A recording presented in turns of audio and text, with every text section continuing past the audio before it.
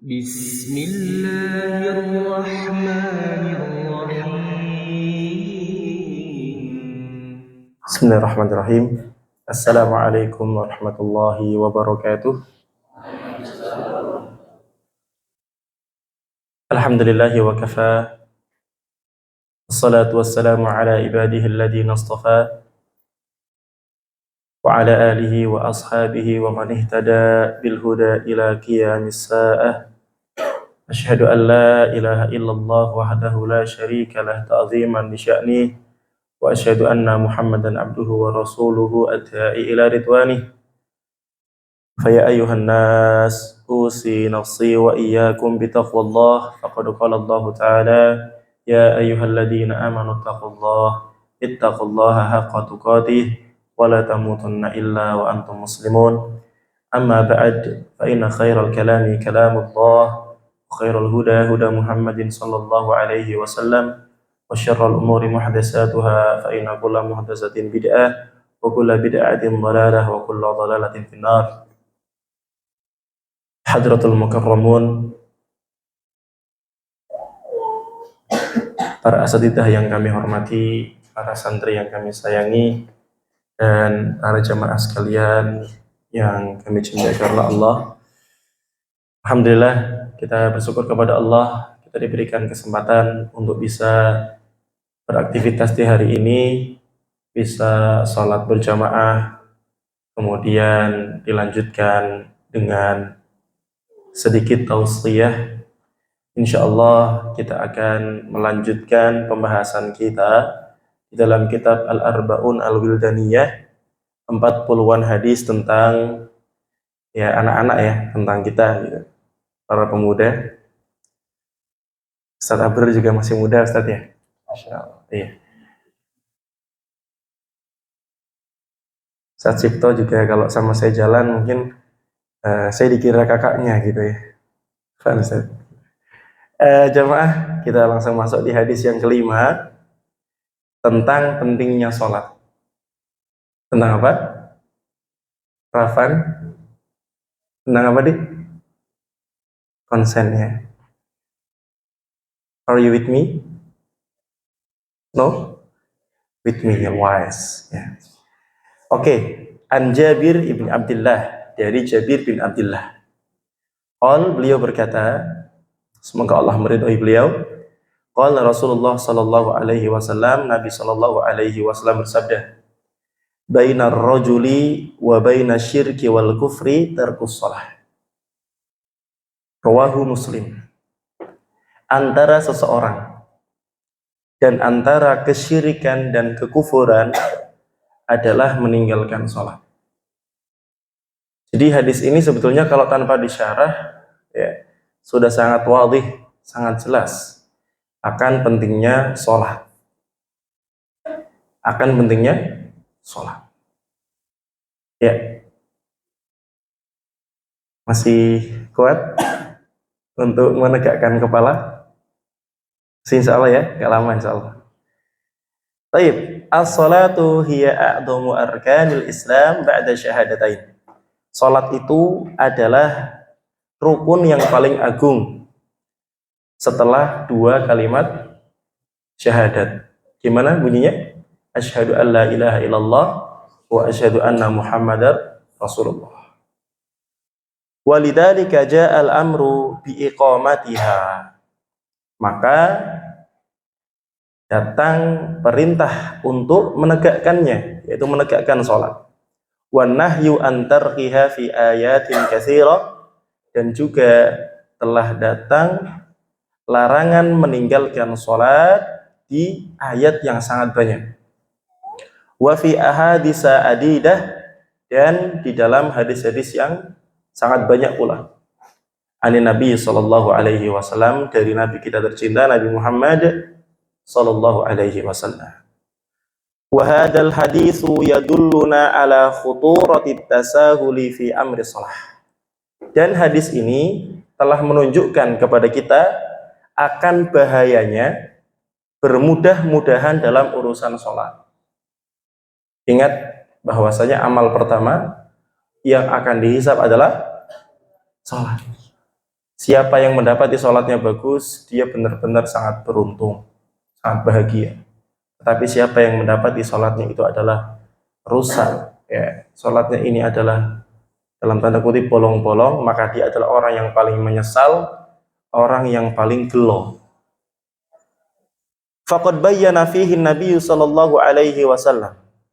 Maka lewat hadis ini Nabi sallallahu alaihi wasallam telah menjelaskan kepada kita semua, annahu laisa bainal insani wa bainal kufri wasyirki illa an yatrukas salah.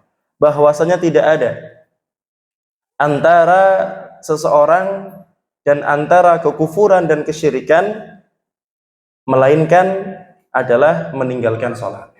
Jadi jarak antara kita dengan kekufuran, jarak antara kita dengan kesyirikan adalah mendirikan sholat. Maka kalau kemudian seorang telah meninggalkan sholat, maka dia telah terjatuh pada apa yang telah disebutkan oleh Nabi Shallallahu Alaihi Wasallam tadi dalam hadis tersebut. Fa'in tarokaha wasala ilal kufr. Maka jika seorang meninggalkan sholat, ia bisa sampai pada derajat kekufuran, wasyirki billah, dan bisa juga jatuh pada kesyirikan kepada Allah Subhanahu wa taala. Na'udzubillahi min dzalik. Kita berlindung kepada Allah dari hal semacam itu. Wa fi hadza dalilun wadihun, dan dalam hadis ini juga ada dalil yang sangat tegas, dalil yang sangat jelas, ala anna tarkas salati min akbaril kabair, bahwasanya meninggalkan salat itu merupakan dosa yang paling besar, di antara dosa yang paling besar. Wa a'dhamil mubiqat, dan termasuk sesuatu yang paling besar di antara yang menyebabkan seorang terjatuh kepada kebinasaan.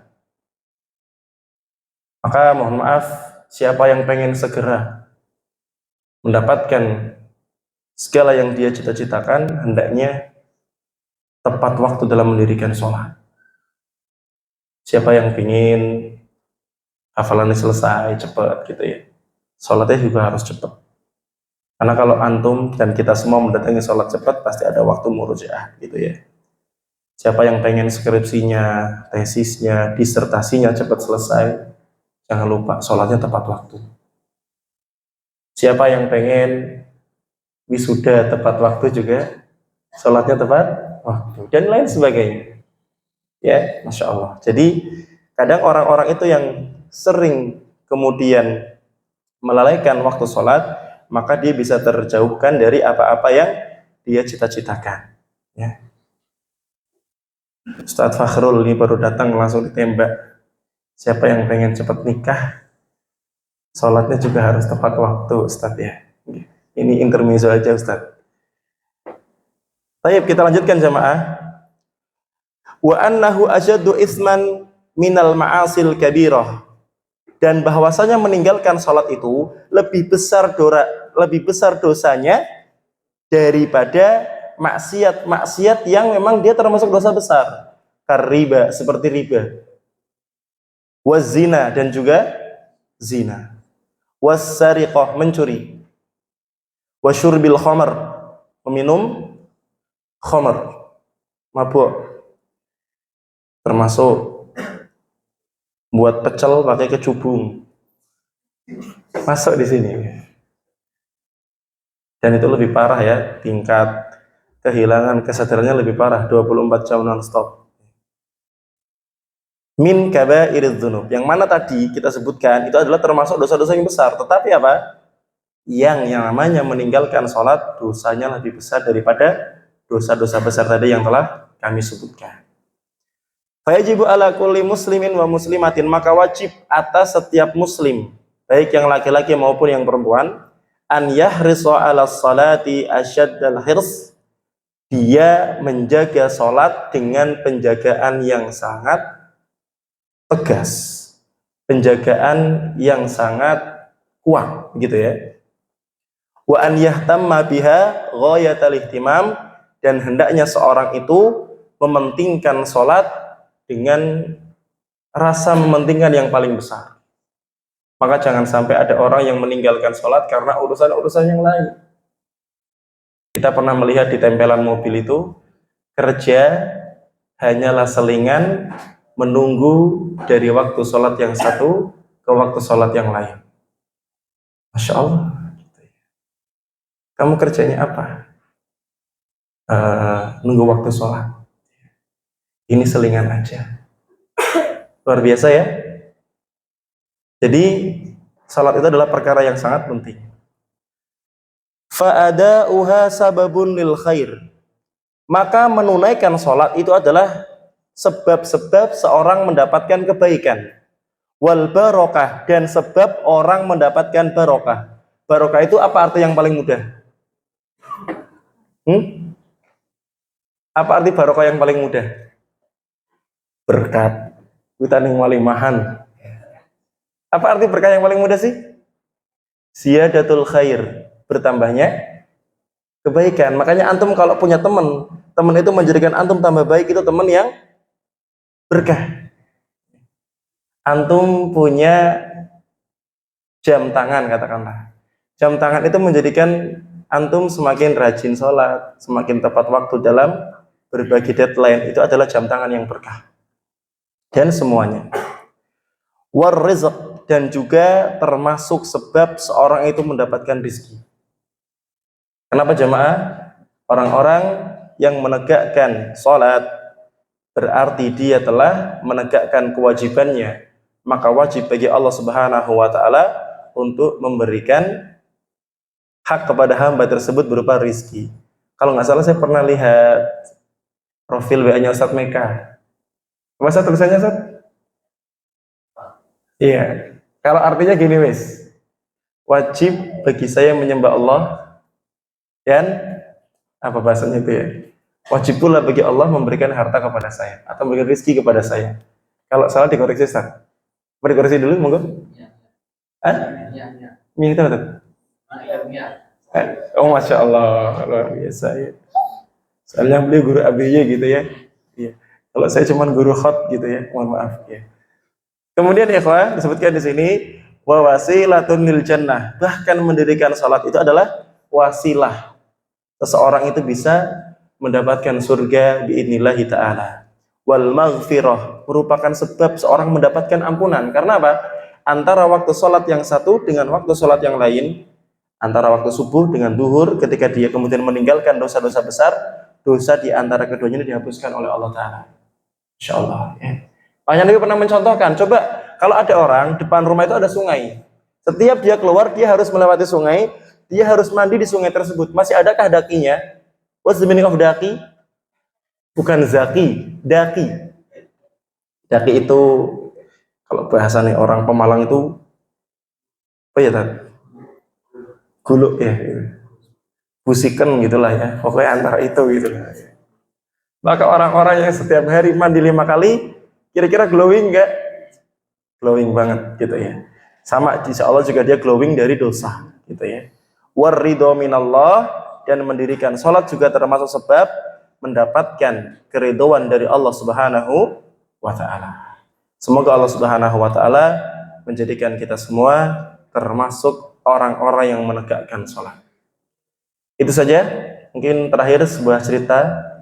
2 bulan yang lalu ada seorang pemuda kelas 2 SMA datang ke rumah Ustadz. Bapaknya minta, Ustadz ini anak saya tolong diruqyah, katanya gitu. Kenapa Pak? Dia mau sekolah Ustadz. Gitu. Saya kamu mau cerita sama saya face to face atau mau ada seorang tua? Katanya, saya mau cerita sama Ustadz aja. Gitu. Ya sudah, Bapak keluar dulu. Gitu.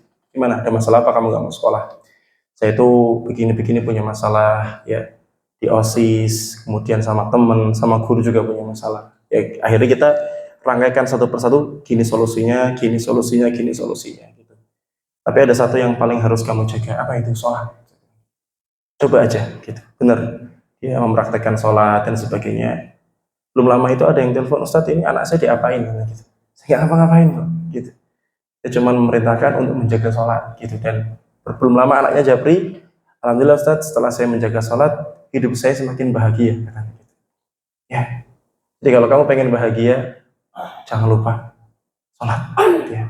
Apapun masalahmu, hamparkan sajadahmu, tumpahkan air matamu, disitulah pertolongan Allah akan datang.